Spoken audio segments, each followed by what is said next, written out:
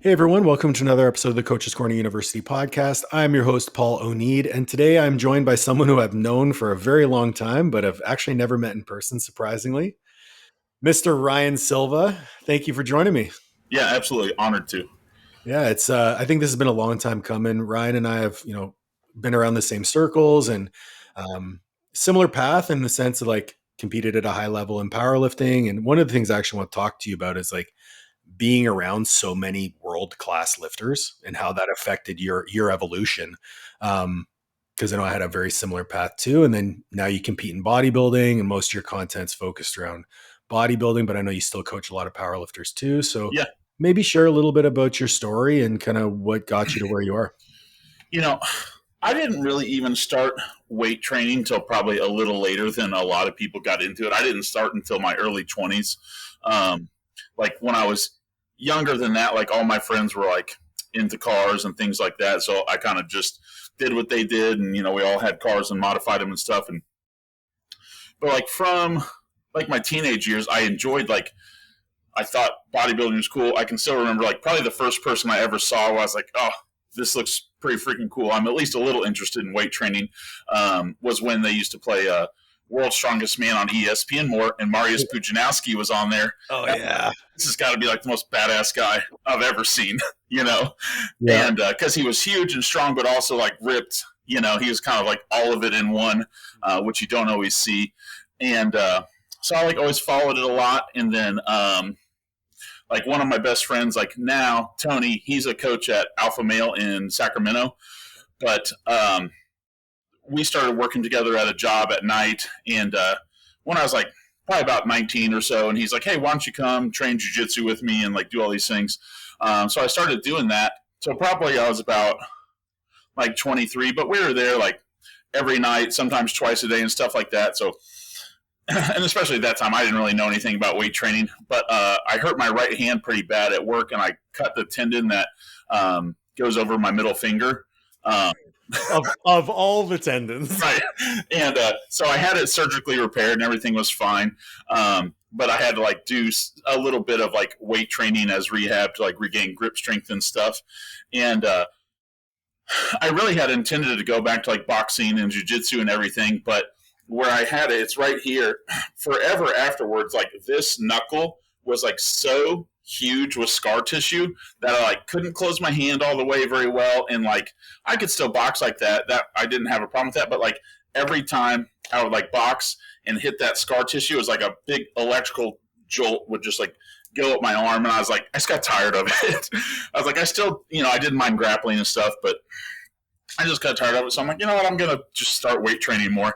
I already had like stacks of Flex magazines and stuff at home because I always enjoyed looking at them and thought everyone looked cool. But I just kind of like, I just started going, and I don't have any like downtrodden childhood that makes me like, I'm going to and, be the best and show everyone that said I was, gonna end up in the trash or anything like that. I just enjoy it, and even when it comes to like the harder parts of competing and powerlifting or dieting, when the intensities are high or the food's low, I'm like, I just like to train. And I know what comes along with it, so I'm fine with that. I don't have any like extra dark resources, to call upon and be like, this is going to get me through it. I just, I like it. I enjoy it. I do enjoy testing myself and competing and pushing myself and all those kind of things. So really, like once I got into it, I just kind of got into it full force. And, I had some buddies that, did it with me and are still lifting and stuff like that. But it really was just like kind of like with everything we do to a degree, like just very progressive. I got in and saw what was working and, talked to some of the bigger guys at the gym. Hey, what should I be doing? How am I supposed to be eating? All those kind of things. And just from there, and it really just progressed over the years, over the last basically, 17, 20 years to where we are now. Yeah. So what was it like training with guys like, JP, lifters like Hunter, always being surrounded by some of the strongest people on the planet? Like that had to be part of the journey, was like, oh, there's some crazy shit that's possible. There is. And it's so funny because like JP, like played college football at a very high level. And just in general, I think if I remember right, like he'd weight trained since he was like 13. And, but he'd always been like, I would say very gifted at it. And not that he didn't work hard, but like he knew what he could kind of get away with and not get away with. So he was a lot more like come in and like, oh, let's have some fun. Like, how much can we load up tonight? Let's try this thing. Let's do this thing. Let's see if we can, you know, can I lift this 500-pound sandbag? If so, hey, we had a good night. Let's keep it moving and, you know, do some other fun stuff. Whereas Hunter, like when she came in, she already had a really good base, but wasn't necessarily like proficient at the big three in any kind of way.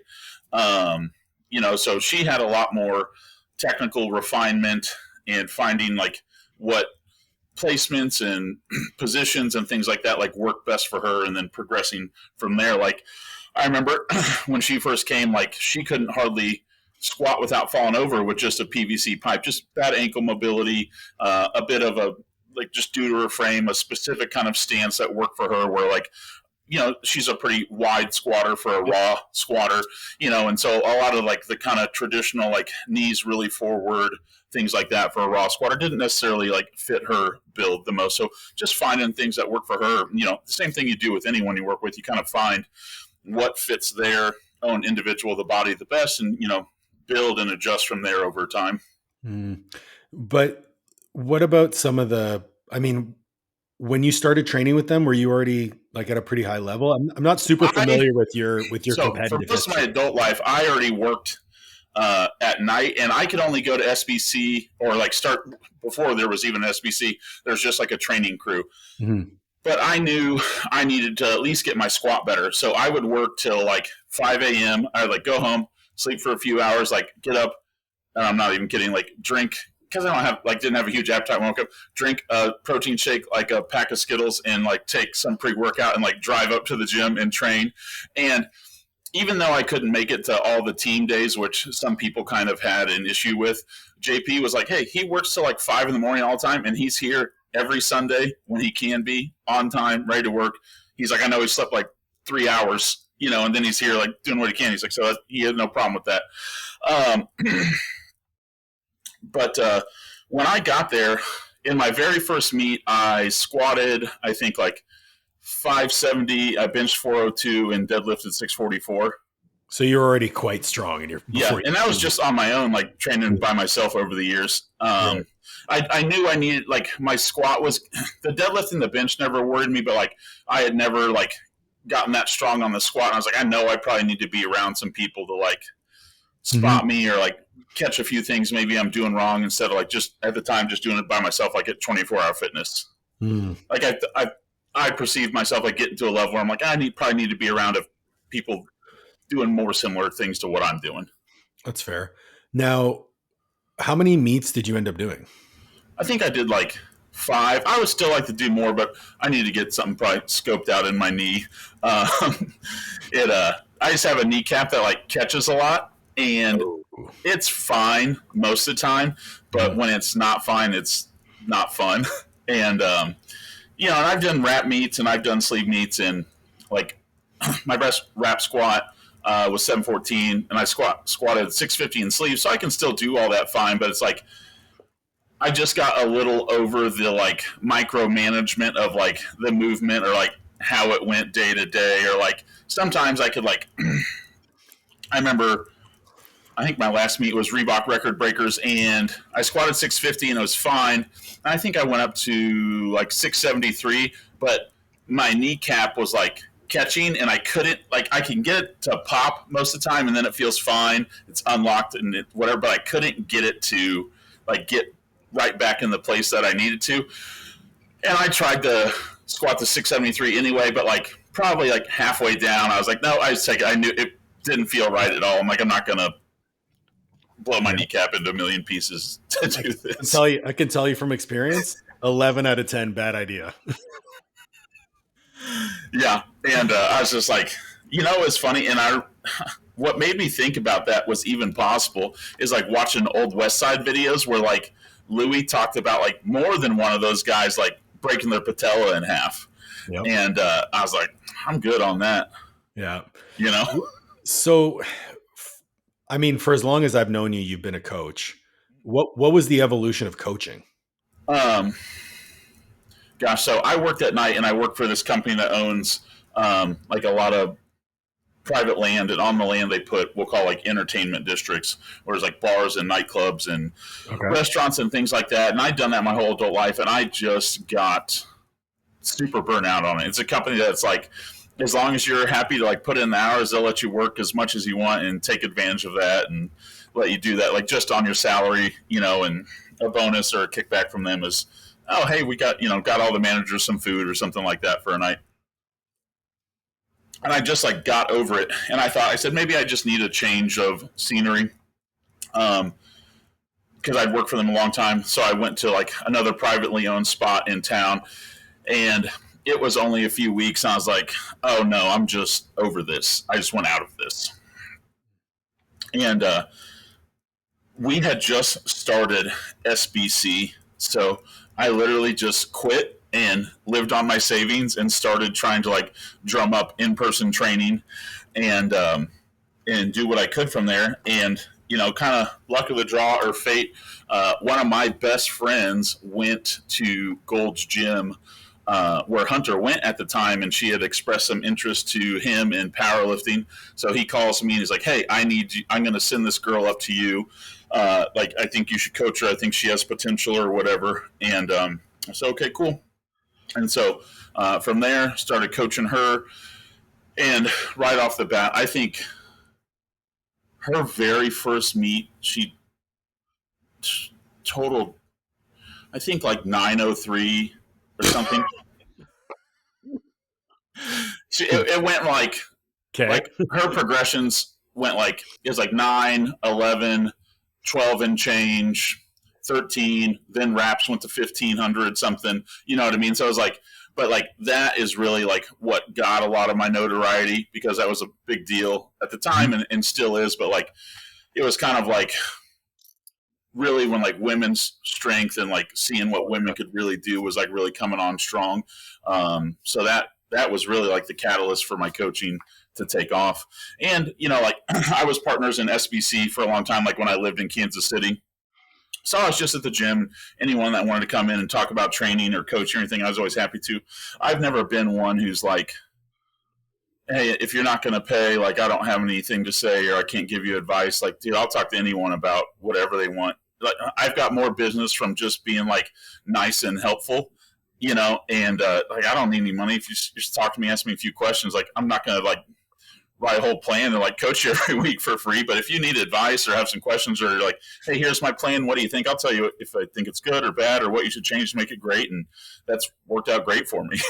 Dude, I think that's really funny because so whenever you do any research on marketing, you'll hear this saying that goes like, if you want to have good marketing, give your best stuff away for free. Yeah. And I'm like, man, I fucking love what I do. I would talk about it forever to anyone. Yeah.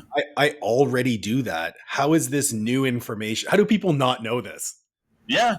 That's how I've always been. I don't know if it's being raised in the Midwest, or what, but like my parents were in public service, and, my family before them like immigrated over here to the U.S. from Serbia. So everyone's always been like very humble and very helpful and things like that. And that's just been passed on down to me. So like anyone that's ever needed help, like I'm like, hey, just reach out. I'm happy to help you in any way that I can. Like even, what was it? Wednesday night, there's a girl at the gym, and a few weeks ago, she had like posted a story on Instagram about like her gut is bothering her a lot, which we see very commonly these days. And I sent her a message like, hey, what's going on? And she kind of told me, I said, hey, I got a few supplements at the house. Revive and Raw have sponsored me since 2020. I'm not hurting if someone needs some supplements or anything like that. If I got it extra, you're welcome to it.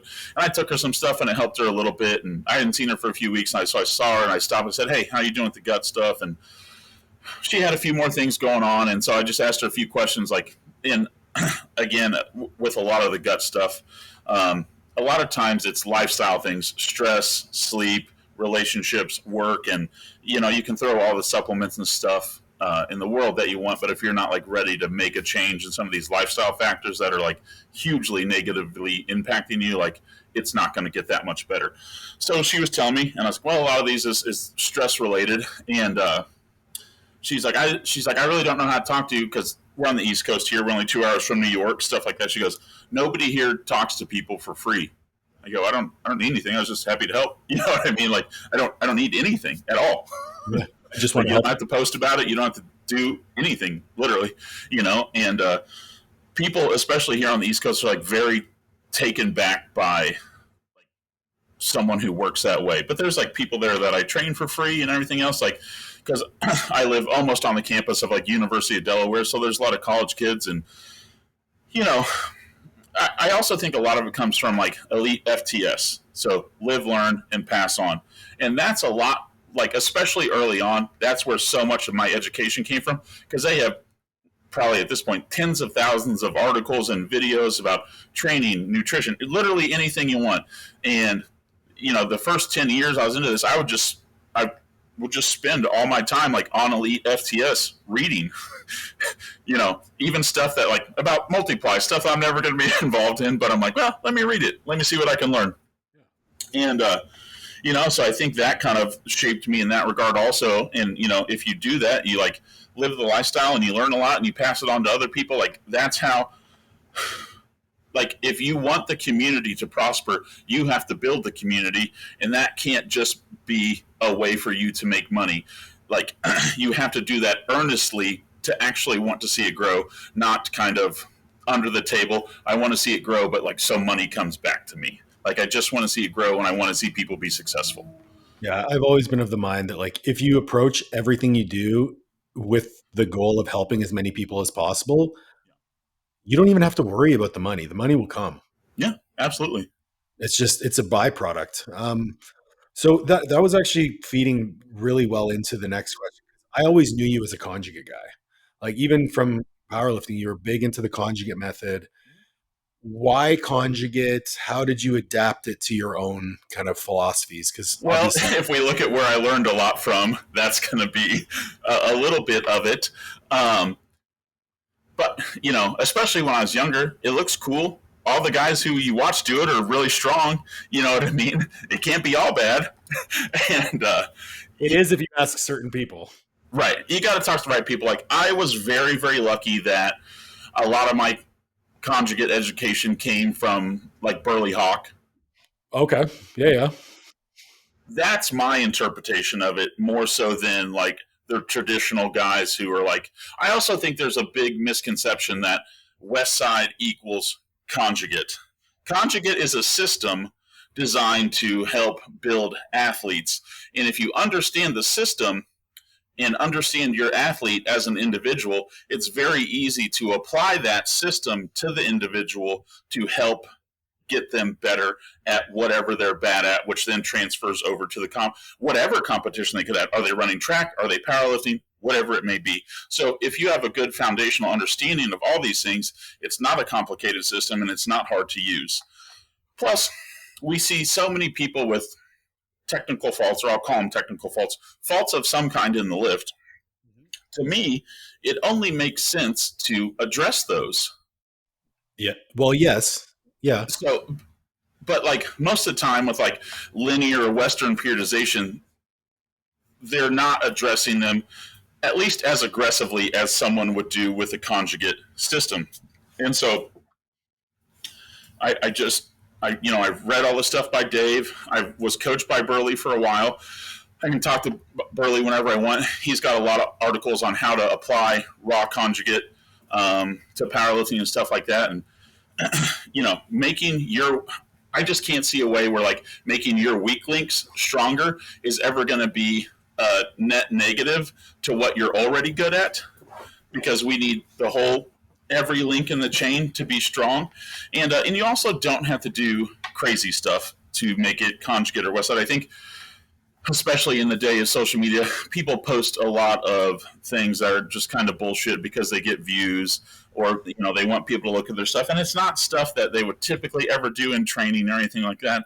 But then also back to SBC, that's also how we all kind of train there in general. Now, They probably wouldn't call it conjugate. It's just what they found over the years, like worked best for everyone. And we've had a lot of really great lifters come out of there.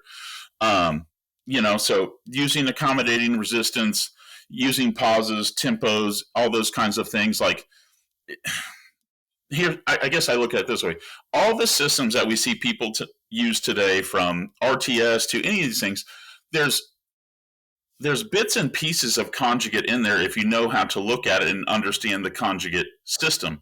They're not all like this own unique thing that takes no ideas or no precedent from everywhere else. The conjugate has had a great influence on the entirety of strength training.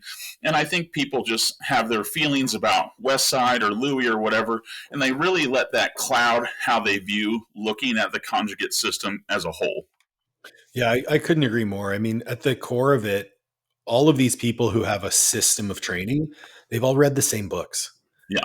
So their interpretation of those books is the system that they operate within. It just so happens that Louis interpreted what he read as the conjugate system in Westside's format. For me, I've always taken more of a conjugate approach. I don't necessarily talk about it as conjugate because it's so bastardized and Right. And I don't either. yeah. So for me, it just always made sense because of my background in college strength and conditioning. It was all about, okay, how can we build all of these energy systems concurrently? Right. Then how do we stack movements on top of one another that make sense in a way to address weaknesses? Mm-hmm. And then it's also really fucking fun to do a lot of different stuff. Yeah. And when you add novelty and enjoyment and effort all together, I don't give a fuck how complicated your system is. That person's going to get better. Yeah. And they do. Like, like I would say, like, it may appear like I've kind of gotten away from it a little over the past few years, but it's just more so than that. A lot of times it's like maybe where someone's training, they have the like a lack of ability to like really implement some things that may be good for them in their training. So then I may go a bit more traditional in like kind of program, we'll call it like the Juggernaut way from Chad Wesley Smith or something like that. But like, I've either collaborated or coached with Andy for several years now. And when he came to me, he'd been with Chad forever, and there was like no bands ever or no any of these things. And, there was some things that where he faulted in lifts, especially like he was very explosive, but like he couldn't grind at all. It was like very hit or miss. Like you got it and you smashed it, or nah, we're out of here, done, take it.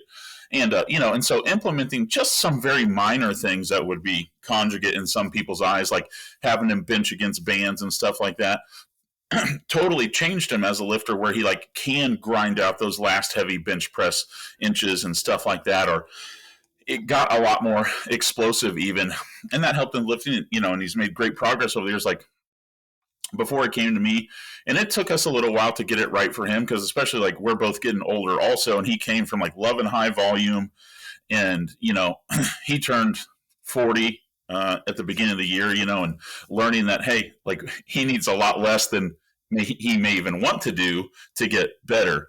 And so just again using all these tools. I think this is what I would like kind of almost say like how I view coaching. And this is why I think a lot of the principles from conjugate are great, because they allow you to do this.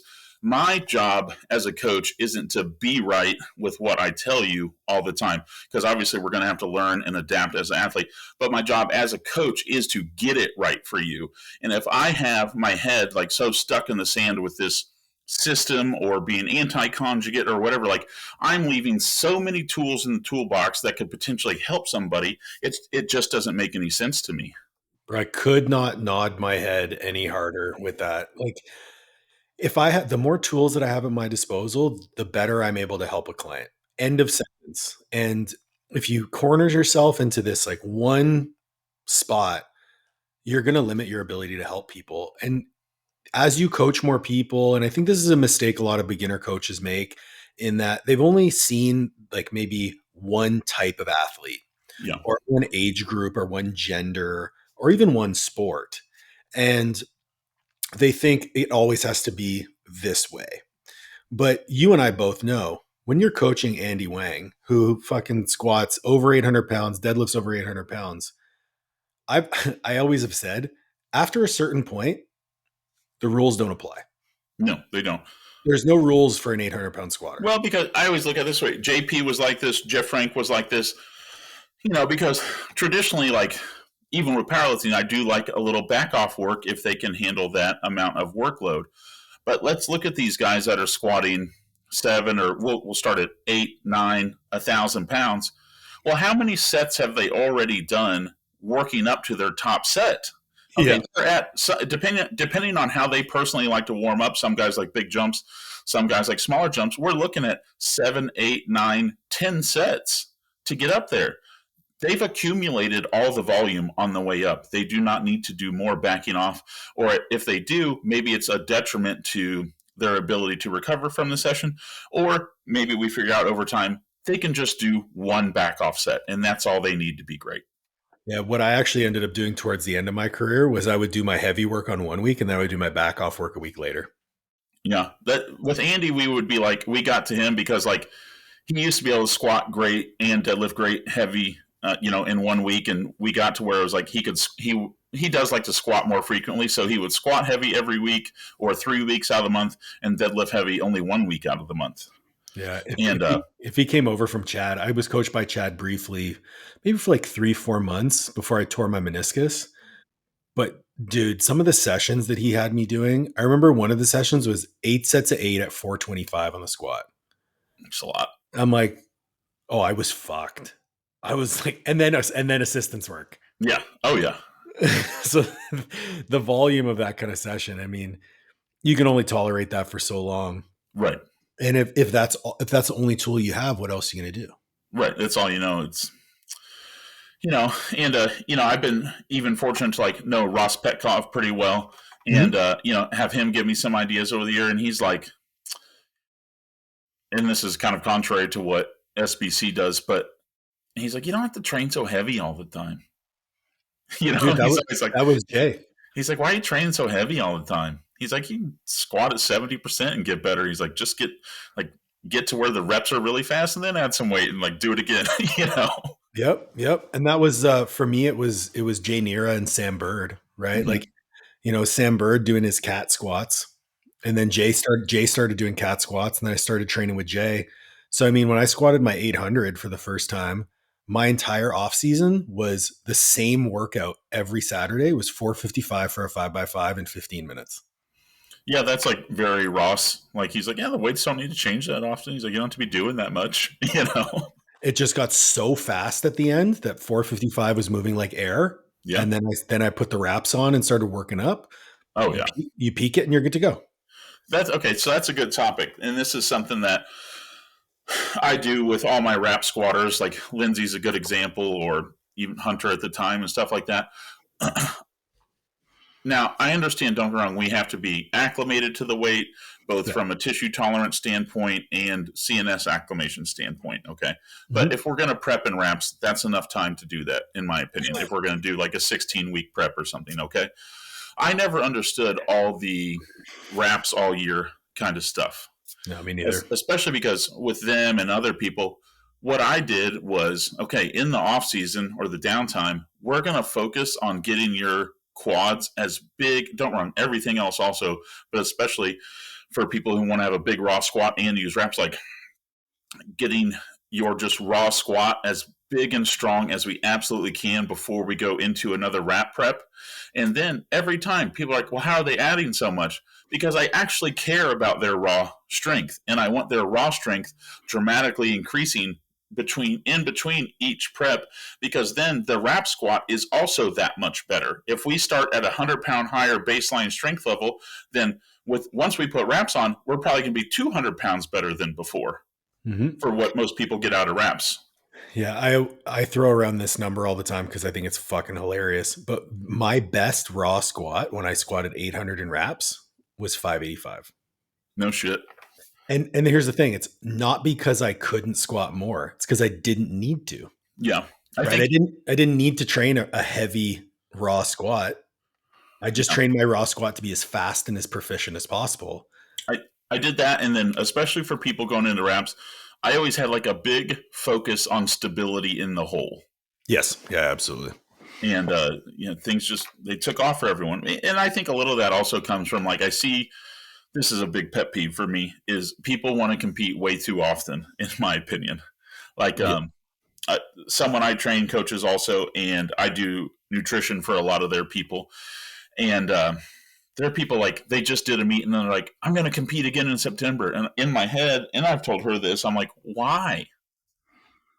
Especially they're raw natty people. Their numbers are only going to get mildly better at best if they're competing again at the beginning of September. Like, I would like people to take at least 6 months between meets, if unless you're like getting some kind of like special invites to money meets or pro meets or something. Like, okay, that those things, timeline and invites play a big factor there. I'm not going to say they don't. But if you're not in that position, like, do you not love training enough to spend time really getting better without having some meat on the horizon? Okay. So this is going to segue perfectly into a conversation that I think we're going to resonate really well on is like, do you just really love to train? Yeah, absolutely. Like, I cannot understand why you would want to do anything within either powerlifting or bodybuilding unless you just really loved to train. And and so, I had the thing about like muscle fucking weights, and Yeah. then people caught on to that, and I was like, why is this novel to people? Like, why is just being strong and throwing weights around something that people are scared of now?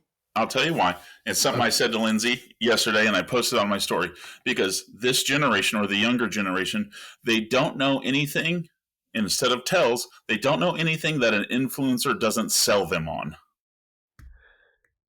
Keep going, keep And talking. most influencers aren't selling them on that at all. We're so caught up in the minutia of stretch mediated hypertrophy, calcium ion fatigue, and just just all this crap that 99.9% of people don't need to worry about, have no idea what it actually means, or what these studies are actually saying, or how non-applicable they are to them in their position in their weight training journey. One of the things that I try to do is like, and I feel like you do this too. I read something and I think, even if I disagree with it, I think, how could I make an argument for what they're saying? And usually I can make an argument for it. Like when we talk about systemic fatigue, when we talk about, stretch mediated hypertrophy and, choosing this machine over that machine or whatever. And I'm like, okay, there's an argument to be made here. But just like taking stretch mediated hypertrophy into example, it's like, okay, if I know that the stretch is where I'm going to get a lot more hypertrophy in most cases, Mm-hmm. would it not behoove me to load a shit ton of weight in that stretched position? Like, I think, wouldn't I try to lift heavier in this? Like, if I can get a dumbbell row and throw the weight around, but I'm loading that stretch super heavy. hey, you know who I know who has one of the biggest backs ever? Well, Janae Kroc, or Matt Kroc. Yeah.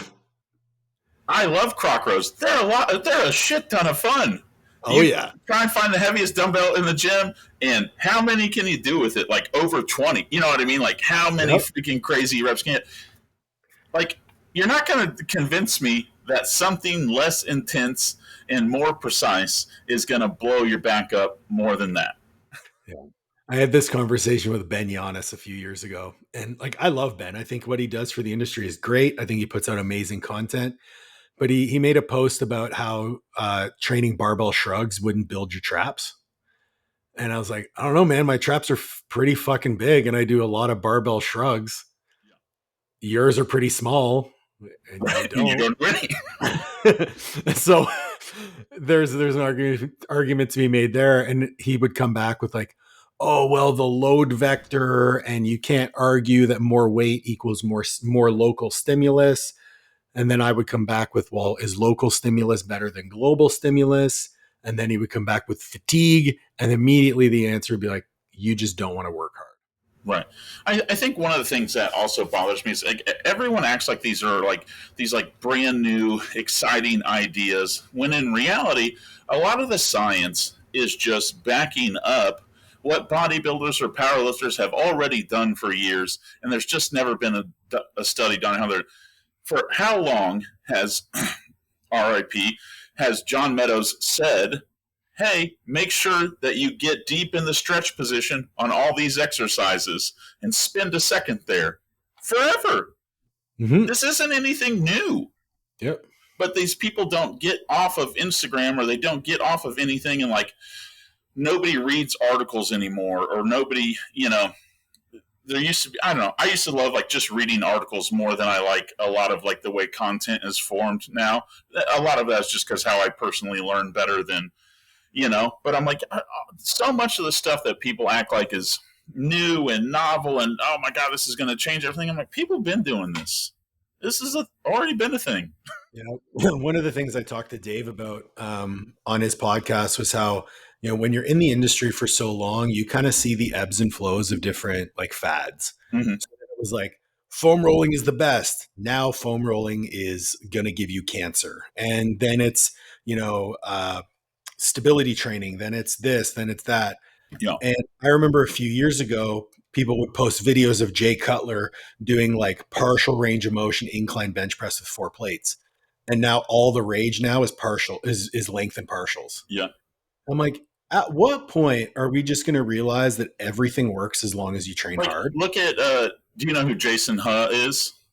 Yes, of course. Yeah. Perfect example. Well, he literally, all he did 15 years ago, and he was jacked, huge, incredible physique, was length and partials. He never did almost a full range of anything. Yep. Keep the tension in the muscle. Yeah. And he did high volume too. He did high volume too. So coming back to like just loving training, mm-hmm. Is that why you kind of transitioned over to bodybuilding? It's like, well, powerlifting isn't really giving me what I need. I just want to train hard. Yeah. For the most part, especially like, I moved up here, like, I kind of parted ways with SBC and kind of started doing my own thing and stuff like that. And it gave me a way to like still do that and enjoy it. But also like, I'm still cool with everyone at SBC. Like I talk to everyone there, Greeno and Jeff and JP and stuff like that. But we all trained as a crew. We met at the same time, 4 days a week. We all trained. I really enjoyed the camaraderie. And it was more than me that departed for a short time, or for quite a while. A lot of people departed. And now there's a few that are back, but like I enjoyed that. I loved, because that was a lot of my social activity also. Oh, yeah.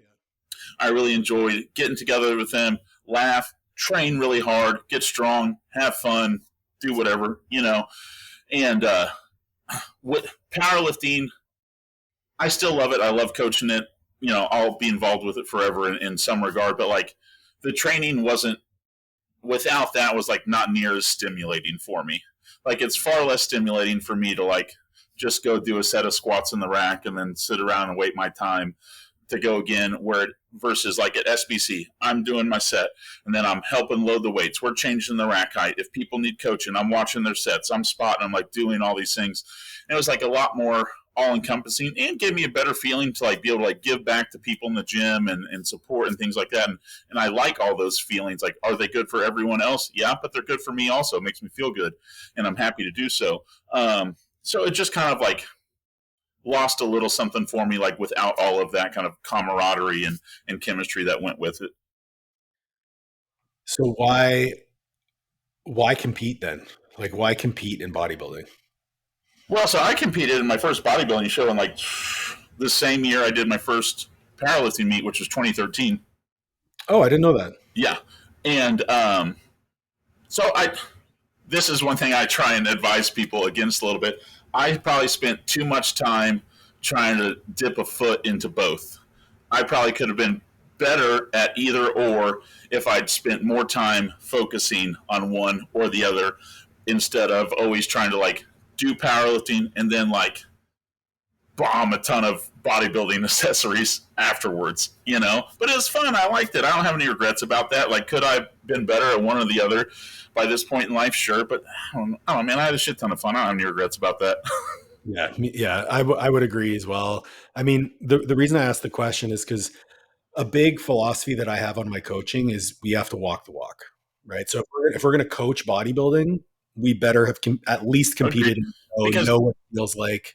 especially when especially with bodybuilding, like can get so hard when you're depleted and fatigued and your food's low and your cardio's high, and if you use them, supplements are making you feel some kind of way sometimes and all those things. And like, if you can't mentally relate to someone that is feeling those things, it's impossible for you to coach them well, in my opinion. Because all you're going to do, what do you get? All you can do is just give them the David Goggins, hey man, don't be a pussy. Like, you got to get it done. Like, you have no way to connect with them and understand how they're feeling and what they're feeling, and then actually like coach them better person to person without it just being this like romanticized, like rah rah, like, hey, you gotta be tough and get it done. Like, because a lot of people don't respond to that either. I would say the majority of people don't respond to that, Yeah, especially if they're at the tail end of a diet. yeah, I don't, man, I remember when I was at the end of my prep, like, I didn't need you to be in my ear, rah, rah, rah. I needed you to be in my ear going, hey, man, it's okay. yeah. And, doing that for me, especially at the time that it came where, so my transition from powerlifting to bodybuilding was more so because I couldn't train the way I wanted to. Like training to me was the most important thing. It was like, I need to go in, I need to work hard, I need to feel like I'm being productive, I need to get that catharsis from training. But my hip and my knee were so fucked up that I could only do one rep of squat per week. Oh So like shit. one working rep. Yeah, So the last 20 weeks, because I did a meet in November and then I did the hybrid invitational in January. The entire prep for both of those meets, I did one top single per week. That was my only squat that's volume. crazy. And see, people would say, no way that can work, but it did. It did. I PR'd my squat in that Right. second meet. I So guess going back to the question about why, me competing was always more a function of, I guess I'm kind of getting to this level now where I should probably do something with this. Like, I, like, I'm getting pretty strong. Like, I should probably try my hand at this, and see if I like this more so than like only just being a guy that likes training. like, I walk around at 280, might as well step on stage. Yeah, I mean, like, it'd be kind of silly not to.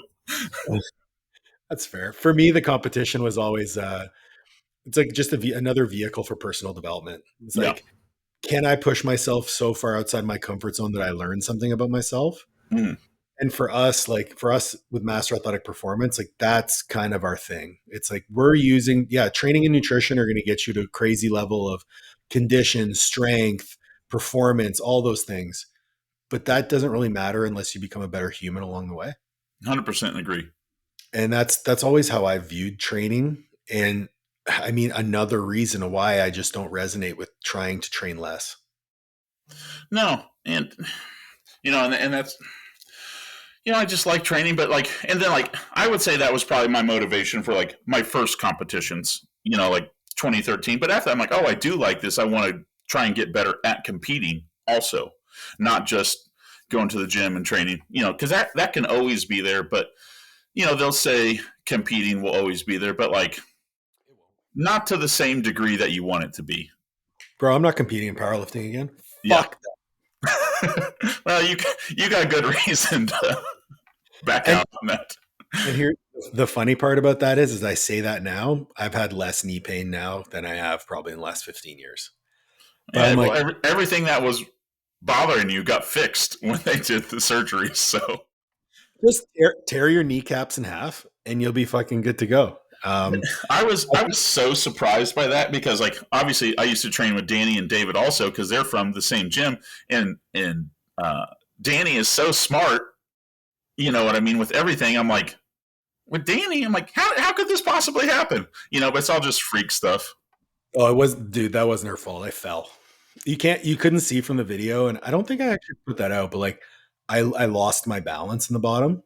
It wasn't, Well, it and I was, don't mean like to be ever like place fault on a coach, but I'm like but I know like if you told Danny, hey, like my quad tendons are like feeling shoddy, yeah. like she'd be like, Oh, yeah. hey, Dude, hey, Danny's the only reason I was able to return back to powerlifting.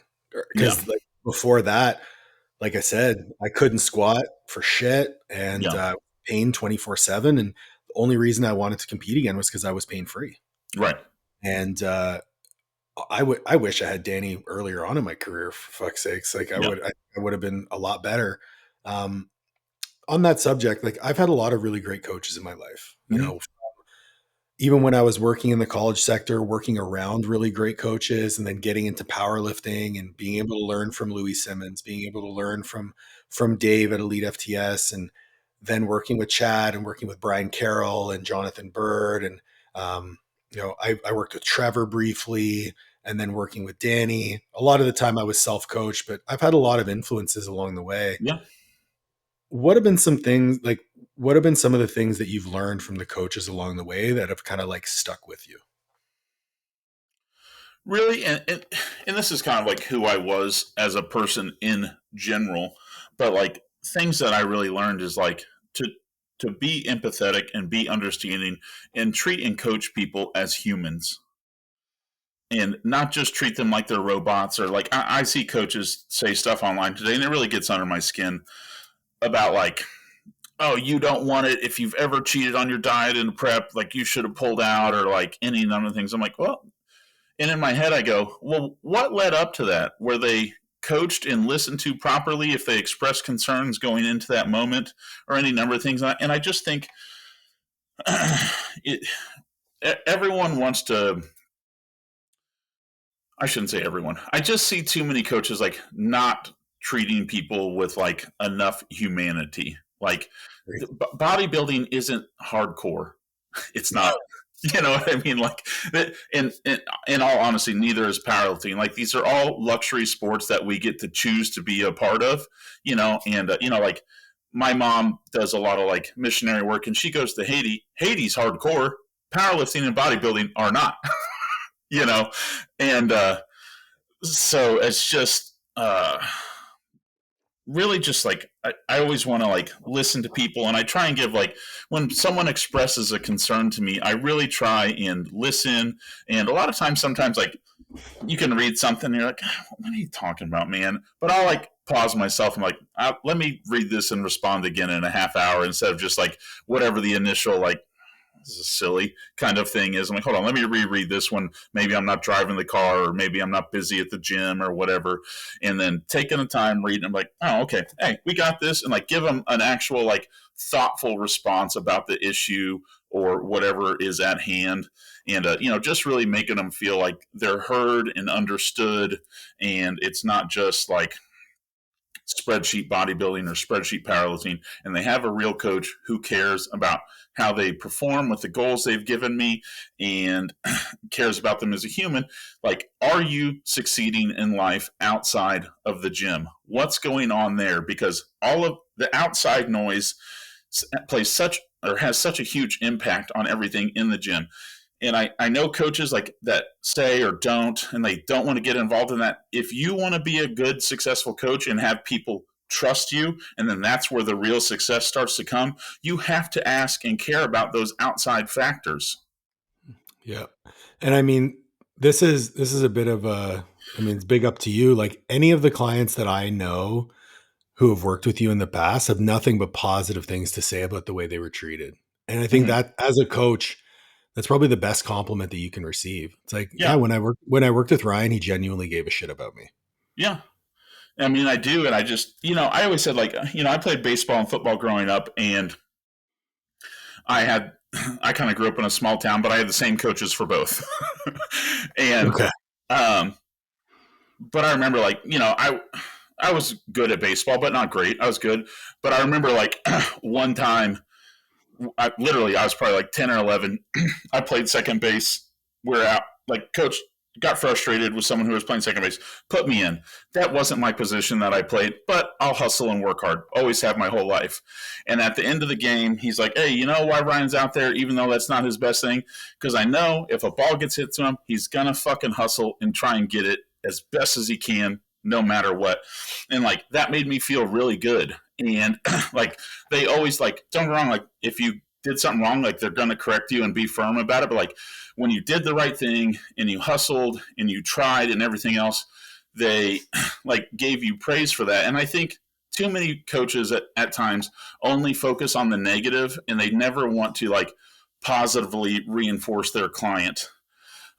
And I always say it like this, like even when I have to correct someone, I always try and make what I call a shit sandwich. I always say, hey, this is what you did pretty good here. This is on the right path. This we need to work on a lot, a lot. Yeah. But again, this part of it was really good, you know?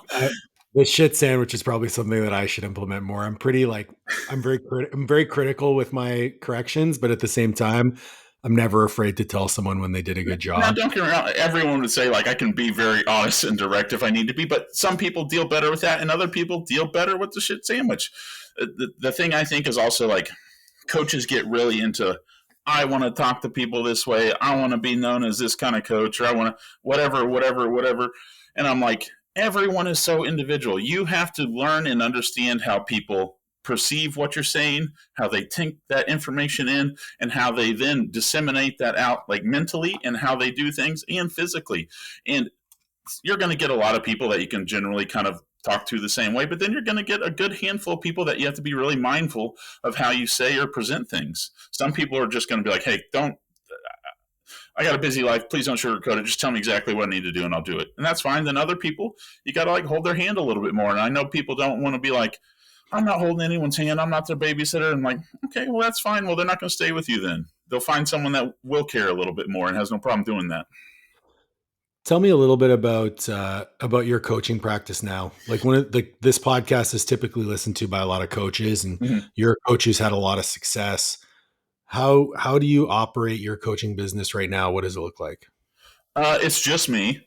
That's it. I just, people have like, oh, you should get some assistant coaches but gosh, like for all the reasons we're talking about, I have a really hard time like accepting that idea because I'm very much worried about, or I would be very much worried about all the time. Are they interacting professionally? Are they interacting in a way that represents me well?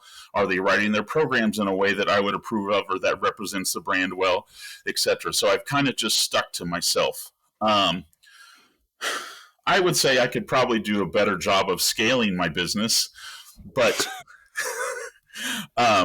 Instagram, hot word, but yeah, it's just very like one-to-one individual. Like whoever reaches out, just talk to me. Like it's not, I don't have a bit, I mean, don't wrong, I'm successful in my own right, but I don't have a big business. I don't have like, I don't pay any money for ad. Literally, I've never ran a single ad in my life. Every single client I've ever gotten is from word of mouth. Yep. That's the entirety of my advertising.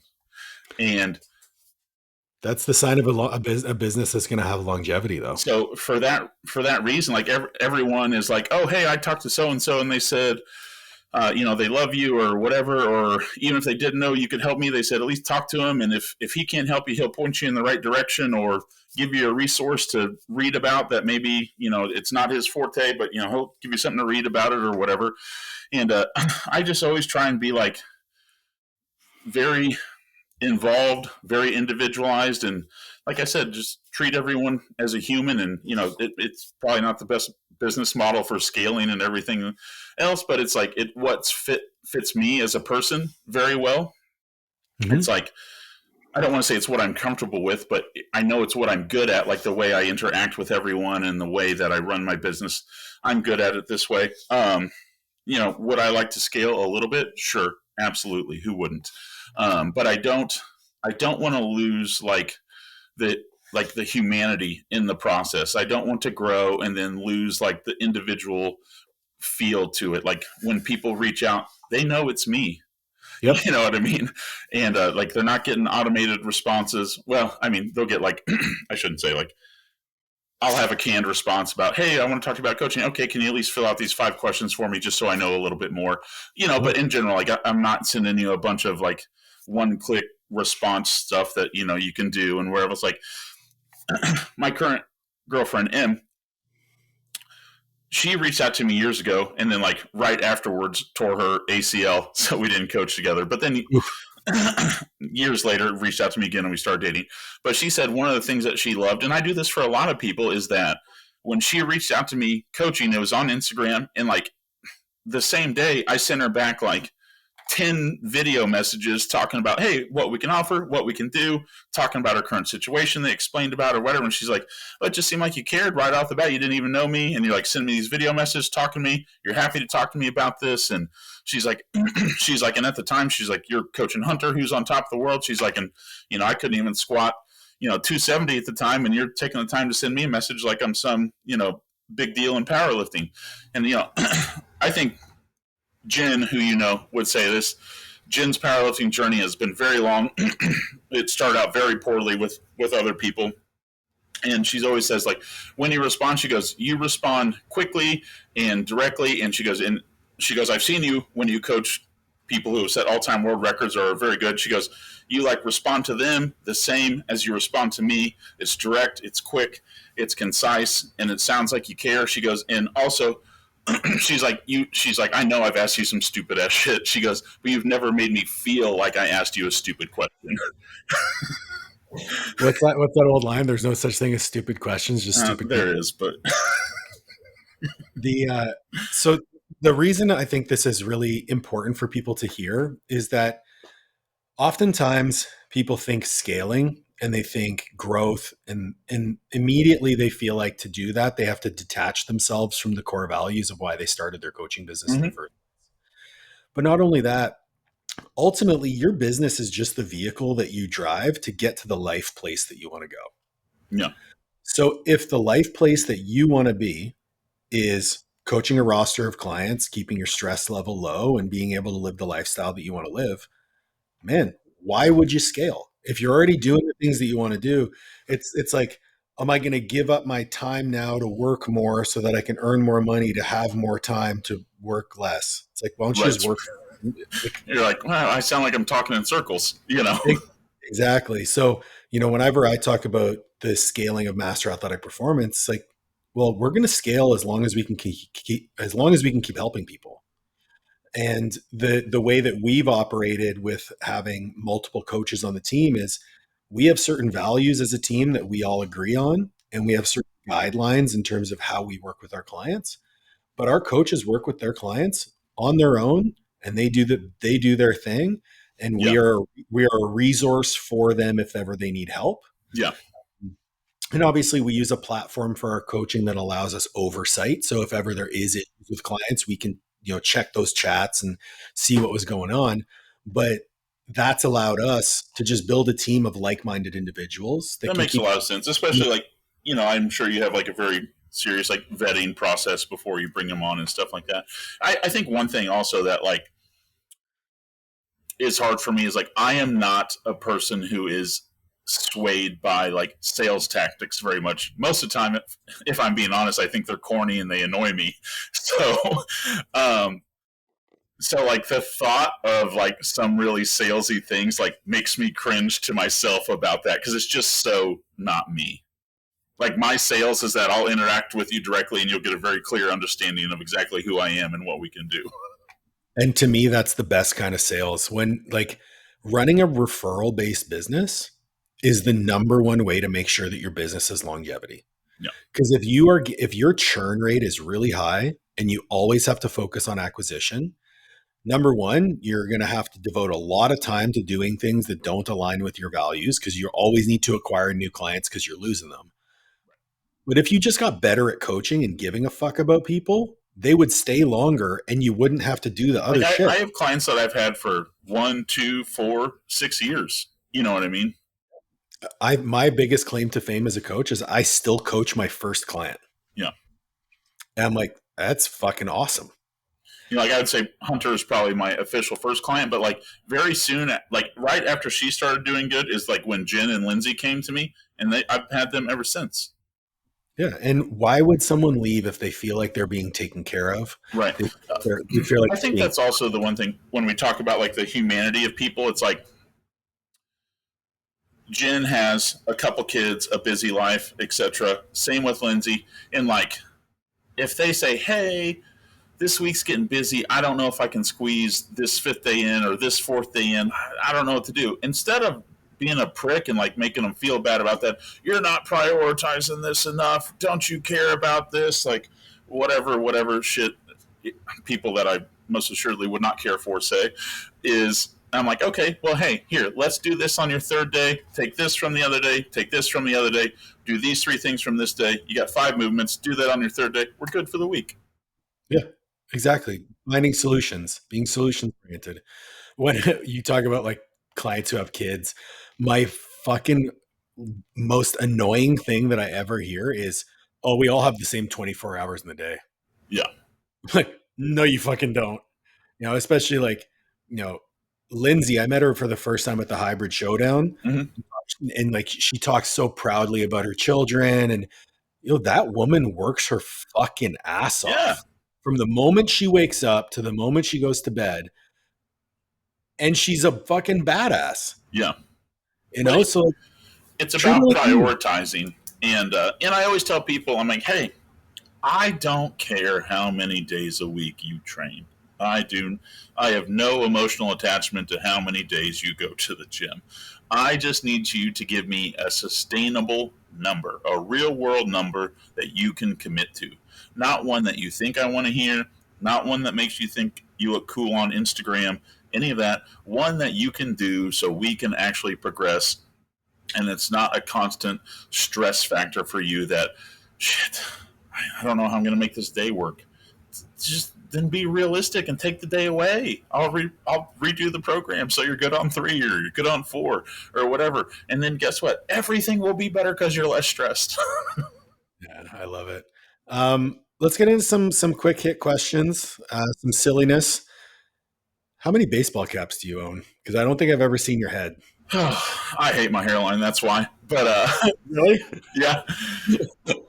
Because I used to love going to the barber. I had a great haircut. I used to love going all the time. And then it just started getting bad and I hate it. So I was wearing a ball cap. Well, also because like I could be better at shaving my head. Then I don't care if it's like freshly shaved. I don't care, but it's like, life's busy, so whatever. I got a good handful. That's so funny. I'm like every time I go to the gym, I have like a new hat, but I have a great head of hair. I just never do it. It always looks like disheveled. And I have a mullet right now. Oh, nice. It's very Canadian of you. Very Canadian. What's been the most proud moment you've had as a coach? I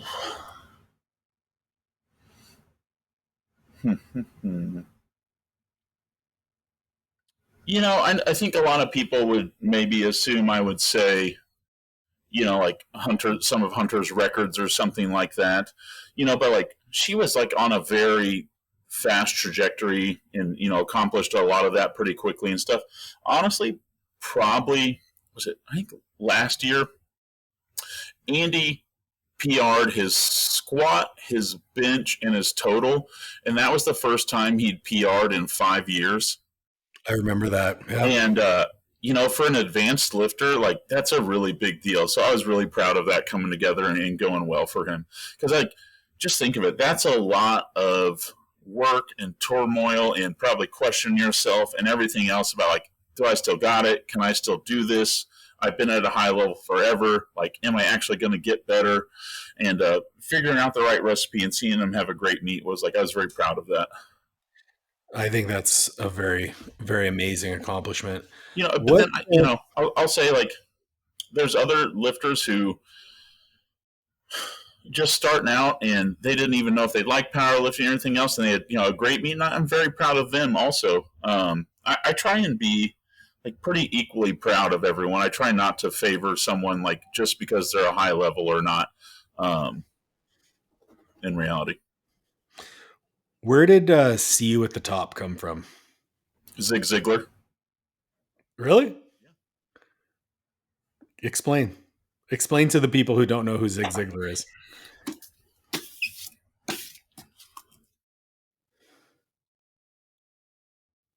It's a book. So Zig Ziglar is a guy from, I would say, like probably the 80s that was like into mindset and positive self-talk and a lot of those things before that was ever really a thing. And he always said that. I adopted that from him. I love it. If you had a billboard on the side of the highway with something on it for everyone to read, what would it be? Now, I'll tell you what Lindsay would probably say first, so I think about it. Because she was at a meet one time, third attempt squat, and they called her up, and it was the wrong, but it was someone else's turn. And I was, okay, in my defense, I was like 5 days out from a show, and she's in wraps. Like, I don't have that many third attempt wraps like left in me. Yep. And they're trying to see, are they going to let her go? Are they whatever?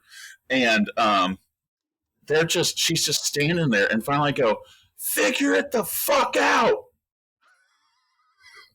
And That's a great one.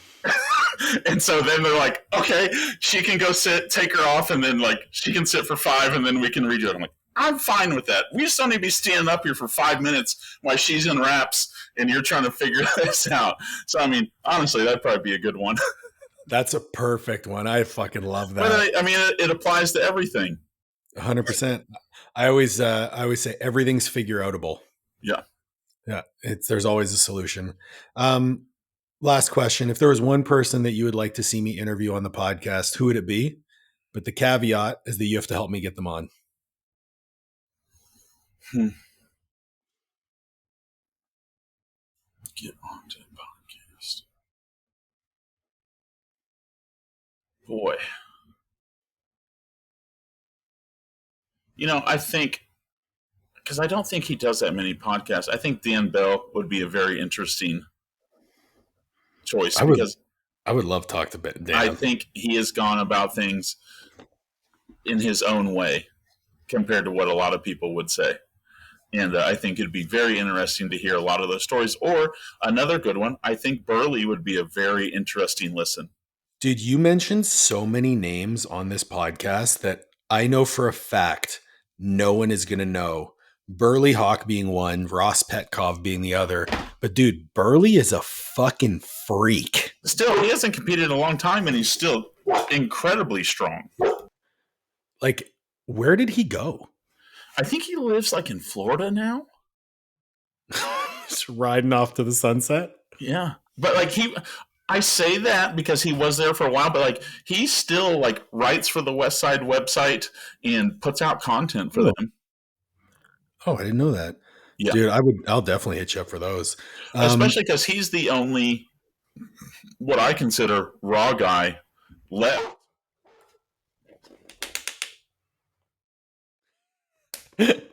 Oh, I love it. I have to kick my dogs out whenever I do podcasts. For those of you listening, Ryan's trying to shut his dog up. Because, gosh, who was the big redheaded guy from West Side that was the other really strong raw guy? Oh my goodness. Huge deadlifter. Yes.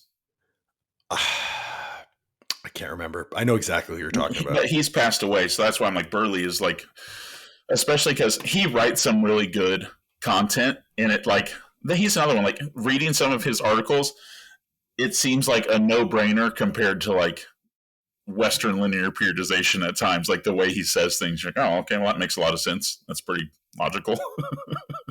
Dude, I'll have links to where everyone can find you in the show notes, but it's really been a pleasure to chat. I'm looking forward to meeting up in August. Yeah, absolutely. Yeah. Thanks. Yeah, absolutely, man. Thank you. I appreciate it. My pleasure. Thank you everyone for joining. Please make sure to like, share, subscribe, ring the bell for notifications, and we'll catch you on the next one.